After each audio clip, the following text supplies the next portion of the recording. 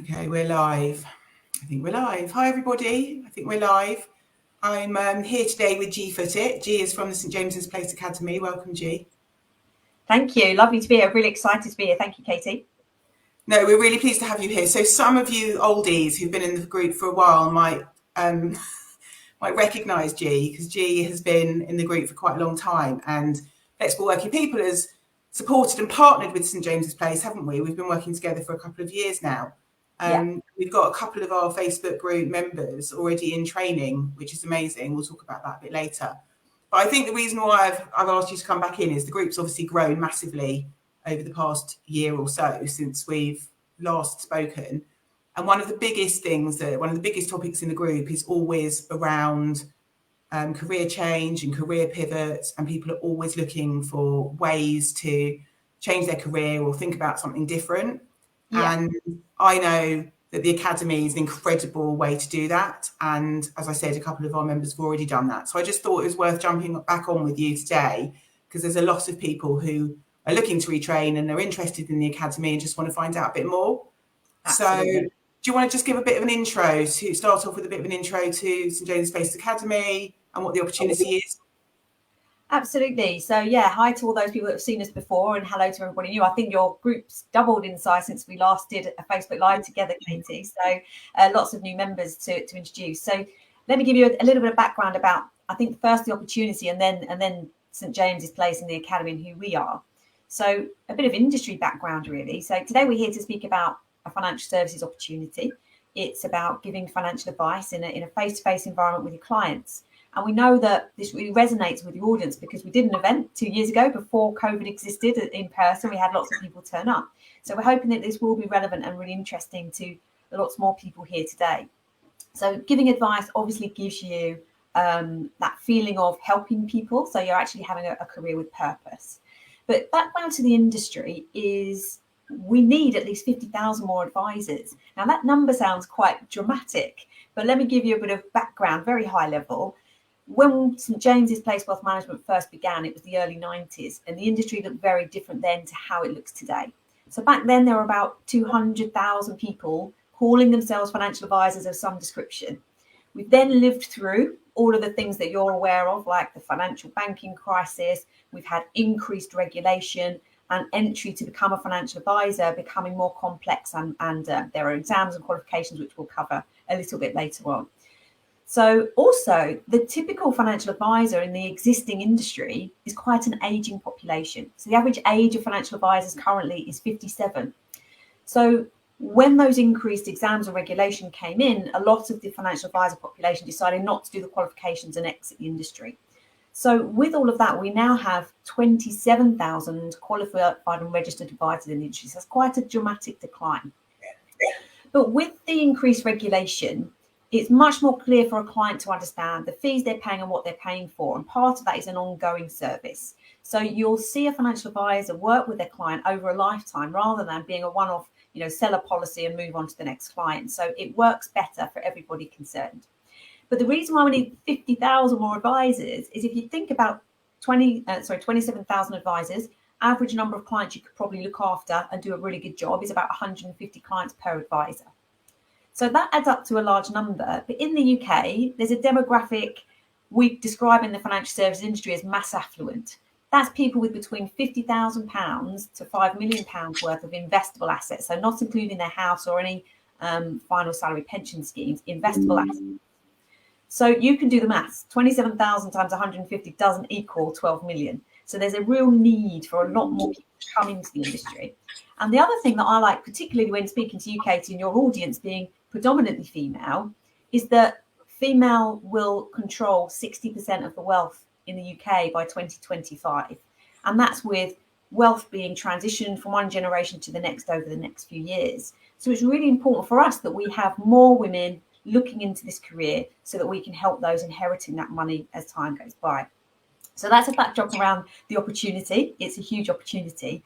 And our academy has been going for 10 years. We've seen this opportunity, obviously, for some time, and we knew that we wanted to be repopulating the advice sector. So our academy has been running since 2012, and we've had over 1,000 people come through the programme before you. And we've recently had an opportunity to rejig the training, make it much more accessible, which I know, Katie, you're going to be asking me about in just a second. But effectively, it's an opportunity for people to retrain, get the qualifications and the skills to become a financial advisor.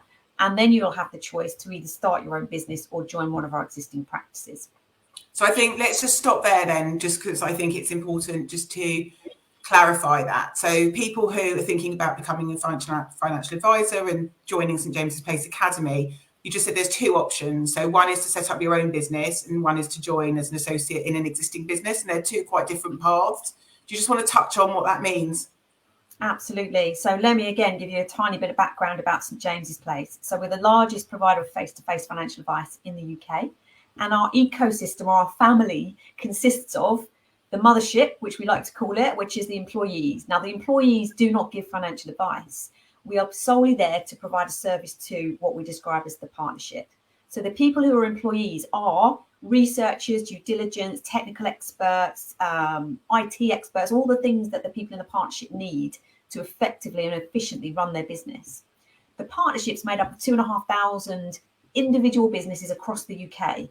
And they might be called, if I was setting up my own business, I might call it Foottit Financial, for example. My surname is Foottit, not just a random word I've made up. And it wouldn't necessarily be called St James's Place. So it might say Foottit Financial, a partner practice of St James's Place, as an example. So those 2,500 individual businesses within them can have one advisor, or they can have lots of advisors at any stage or any size. We've been running for 30 years now, so you can imagine some of them are chosen to grow and have multi-advisors. Some have chosen to have a lifestyle business and just have themselves as the only advisor. So when you're coming through and training with us, you have the choice to join one of those existing practices who are growing and they need help and support to further grow their business, or start your own and have that complete autonomy around how you run it.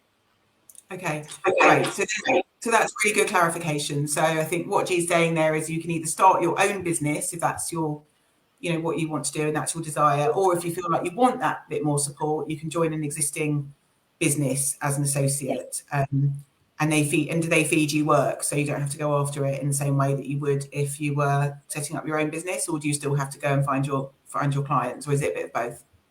It's a bit of both, and to be honest, it's quite good to clarify that Katie. I think it would be an ideal scenario to walk into practice and not have to find any of your own clients, but obviously as an industry, as I explained before, the fee structure now is that the client understands what they're paying for, and part of that is ongoing servicing. So we wouldn't want any business to have a lot of clients that aren't currently being serviced that you can walk into to look after. So it will be a bit of a balance between looking after some of their existing clients and being responsible for that generation of new clients too. Great. Okay. So one of the things that we always say is that becoming a financial advisor and setting up and working with St James's Place provides you with the flexibility that you need. And that's what, our Facebook group and our community is all about. We champion flexible working. So tell me about, you talked about it being a lifestyle business, but just good to understand how flexible is this as an opportunity? Because that's what people are, really striving for. Absolutely. Really, really key part. And I think last time we were live together, Katie, it was way before COVID ever existed or we ever knew about it. And our academy was set up to be in 4 geographical locations in the UK, and you'd have to have gone to one of those to do the training. And it would have been for a short period of time, but sometime nonetheless that you would have had to balance things with at-home commitments. Now, through COVID, we've had the opportunity to completely revamp the way we deliver our training. And it is now far more flexible and far more accessible. So if I just really quickly run through what the training consists of in terms of the process, we've got 4 terms. And the first 2 terms are the part where you're kind of learning and you're in the classroom. You're not seeing clients yet. So we need to get you fully trained before you're out there seeing clients. So the first 3 months is all very much qualification led. We now have an exam portal that you can log into. There's self-select in terms of, I guess, a bit like a Netflix box set type, training and learning available for you. So in terms of flexibility, far more flexible than it ever used to be. There's all of that on-demand learning tied in with live sessions that you would have to be there for a certain time, a bit more like a cinema where you dial in at a certain time and you get a live trainer then helping you just before each exam. So you'll have your timetable ahead of the 3 months. You'll know when those live sessions are and you can plan around them. The second 3 months is when you've got your exams, you've got all the qualifications, your textbook knowledge, but now we need to make sure that you're understanding how to apply that in the real world. So this is when your personal skills come into play.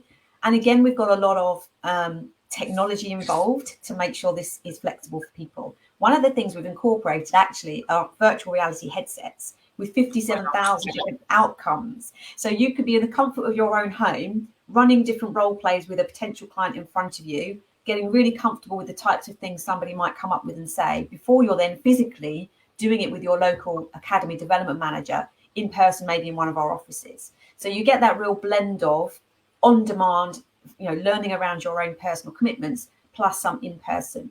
The other thing that we have in term 2 is 1 day per week shadowing one of our existing advisors. So you get to go and work physically in their office, or if it's still a virtual because it's COVID, fine, we can do it through technology. But we think it's really important that you shadow somebody for those 3 months, 1 day per week, be out there in their client meetings, listening to the words they use. How do they interact with people? How do they get the relevant paperwork completed? How do they make that inspirational? So that's a really key element of the training we wanted to keep in person as far as possible. But those first 6 months now are far more flexible and accessible than they have ever been before. Okay, so just to clarify then, the training part of this is 6 months, and that's split into 4 terms. Yeah, so no, the first 6 months is the first 2 terms. Term 3, so term 1 is qualifications, term 2 is skills.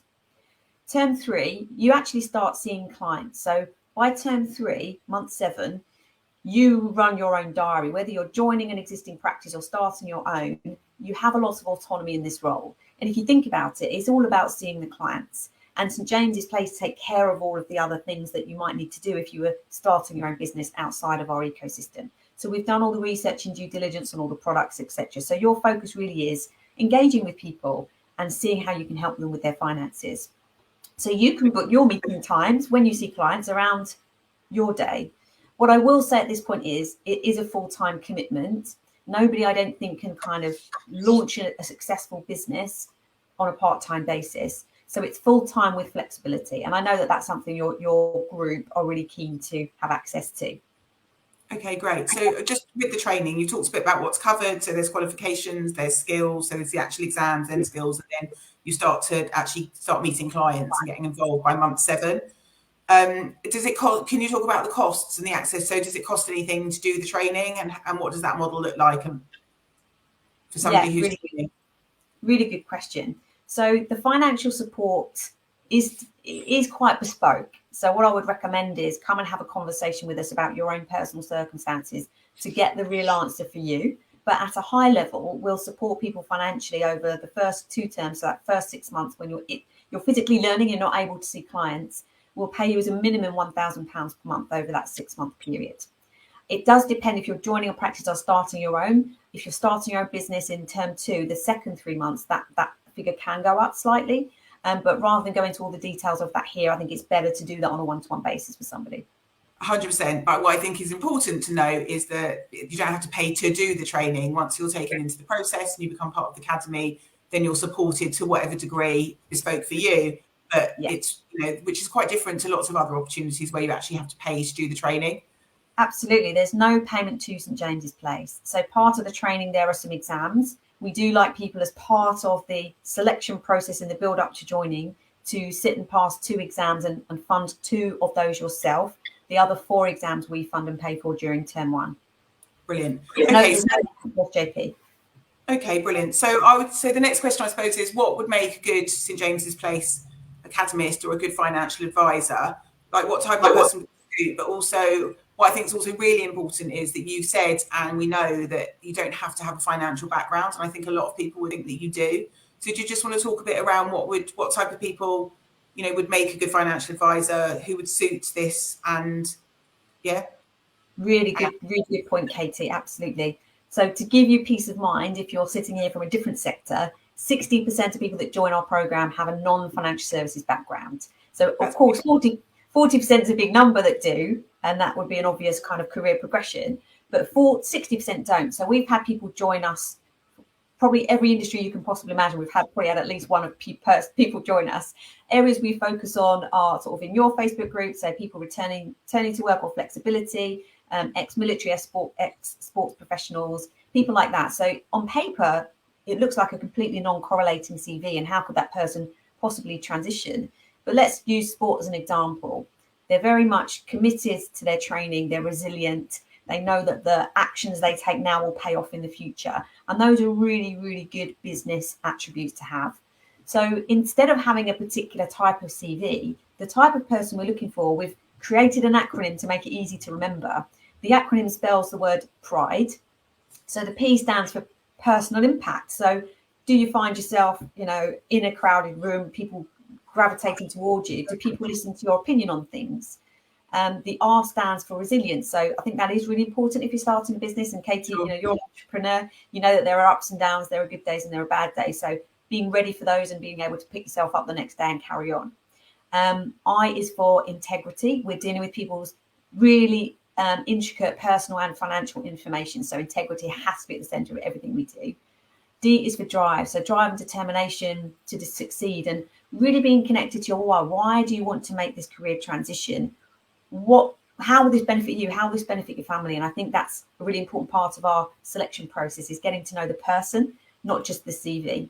And then the final one is empathy, or I like to include emotional intelligence in that.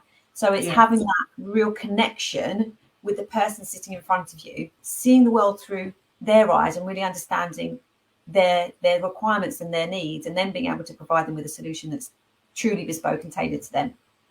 Brilliant. So you talked earlier about there used to be sort of 4 locations and there used to be different intakes. If somebody was to apply now and go through the process, how long would that take before they can start their training? Are there specific dates that people can start, and what does the sort of the process look like from start to finish? Great question. So now we are location free. We have intakes starting on a rolling monthly basis. So you can map them what time's good for me to start this program. Bearing in mind, for the first 3 months, you've got a lot of study to do and some exams. You might want to time that when kids are at school, if you have children, or around after a holiday, celebrating a wedding or something like that. So you can plan that to work around you. The selection process, or the engagement and selection process, we can go at your pace, but I would say allow at least a month to 6 weeks, and it could be longer if you feel like there's more work to do. But the process is very much informal, conversational meetings, mostly virtually at the moment. If you want to come and meet us in person, we have got location offices where people are, and we'll do our best to do that, but it can be conducted completely virtually.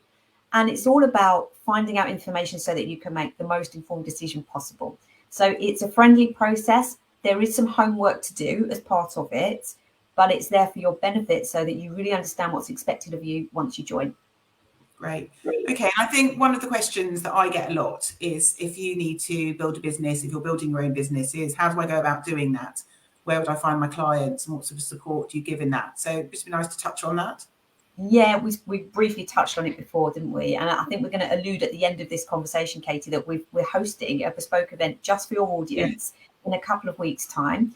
And we know that this question is a key concern for people. So one of the speakers we've secured for our event is a lady by the name of Liz Whittaker, and she's written a book. I've got a copy here. Hopefully, this is a virtual background. Sometimes it makes things go a bit strange, but she's written this book, The Power of Personal, and it's how to connect, convince, and create exceptional client relationships. And she's a real, from outside of SJP, so she's an external opinion on career change and starting a business, and how you really tap into your personal network to achieve the things that you want to achieve. And that might not simply just be, they could be my client. You might have people that can help you in other ways in terms of setting up and starting a business. So she's a real powerhouse in terms of her advice, and I would absolutely recommend you come along to listen to her. In terms of how you find clients, there's a lot of support. So I mentioned term 3 and term 4. Term 3 is all about starting to see clients. Part of your engagement with us will be thinking about your network, and this book will certainly help you with that.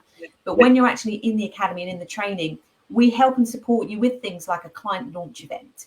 So if you wanted to do that in person, we'll help you set it up. You can use our facilities in a room and put on an event. We'll provide an expert speaker for you. So actually your focus on the day is actually your guests, and not worrying about doing a presentation in the early stages. If it's a virtual event, again, we can host it on a platform for you and make sure that the invite process is set up, and just making sure that everything is done on your behalf. So there is a lot of help and a lot of support. We've got tons of ideas. We've had 1,000 people go through this process before. So we know how hard it is to get your first clients, but we also have all the tools, all the support, and all the people that you might need to help you do that. Amazing. Okay. And the other big question everyone always wants to know is, at what point do I start earning money? And what sort of, and it's very difficult to pinpoint the exact earning potential, but just maybe give a broad, answer to at what point in the journey can people start earning money and sort of. Absolutely. So what I can share is the average earnings of financial advisors across the whole industry, and it's £100,000. And that's, I guess, when you're an established advisor. So you're not going to walk into earning six figures overnight. But that's the average. So there are people earning a lot more than that, as well as those beginners who are building up to that level. In terms of the academy program and as and when you can start to earn money, if you were starting your own business, obviously we'll fund those training 6 months. But from month 7, you're starting to see clients, there's opportunity to earn fees, but it might take a few months to build that momentum to get a consistent fee coming through the door. So to plug that gap, we do provide access to people starting a business to a working capital allowance, which is effectively a business loan. So you might want to draw down £1,000 or £2,000 that month when you're not earning any fees, and then that will be repayable. But again, that's a bit more detailed. We don't need to cover today. If you're joining one of our practices, they might support you in those early stages. It might be repayable. But let's give you an idea of how much fees you might generate over that first and second year.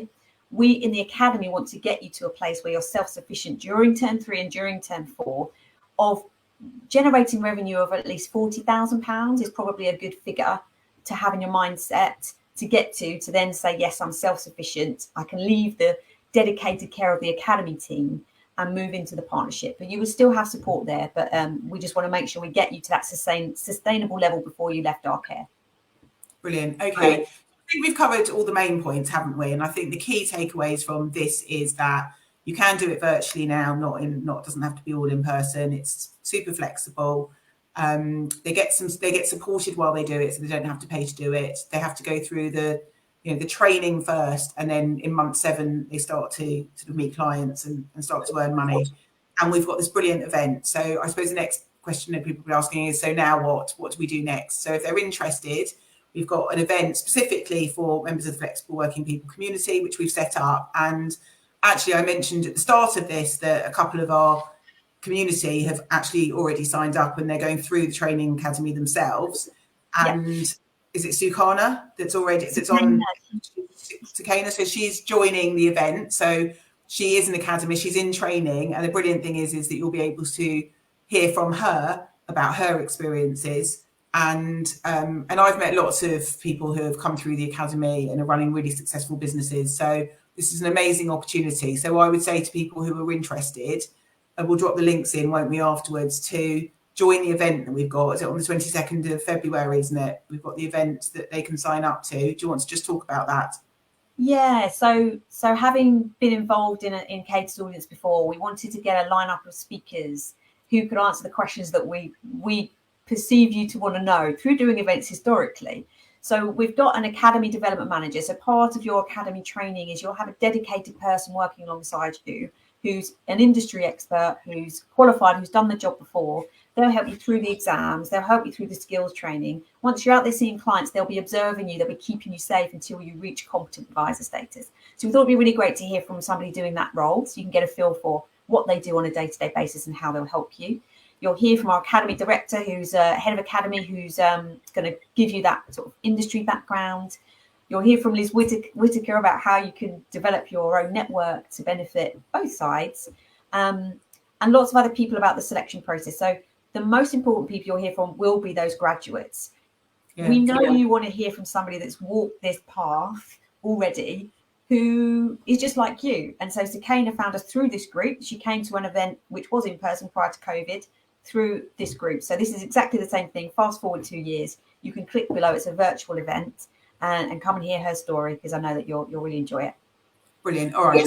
So we'll drop the event link in below in the comments. And if anyone wants to reach out to G or skip ahead and not go to the event, but go straight through the process, then they can talk to G, and you'll be readily available, won't you, to answer any questions people who post in the thread, or if they want to come to you directly. Thanks, Katie. Yeah, I'm in Katie's Facebook group, so please feel free to comment below this Facebook Live. Tag me in your comment, and I'll make sure that we connect you with one of our academy engagement managers just to have that initial conversation. Brilliant. All right. Well, thank you, G. That's been brilliant. I think that, we've given quite a high level overview today of the Academy and what it means and the training. Obviously, there's a whole lot more detail to go into, and the event that we're running, we're going to cover, as you said, all of those questions in a lot more detail, but we just wanted to give you a flavour today. So I would implore, if you're watching this, to sign up for the event on the 22nd, where, as we said, you'll hear from Sukaina, from people who have actually walked the walk, and from people who can tell you in a lot more detail about what it means to join the Academy and what the opportunity is. And as G said, she's in the group, happy to ask any questions. So I hope this has been informative and helpful. This is a brilliant opportunity for people to explore as a retrain into a different career as a financial advisor. And I think I was blown away by some of those figures at the beginning that you were talking about in terms of the opportunity, and also driving the female pipeline. This is really important. And I do have a lot of women in the community looking for career change, and this is a great opportunity. So thank you, G, for joining today. It's always a pleasure. And if you've got any comments or questions, drop them in the group, onto the post, and hopefully we'll see you at the event on the 22nd. Thank you so much for having me, Katie. Great to be here. You're welcome. All right. Take care. Bye, everyone. Bye, G.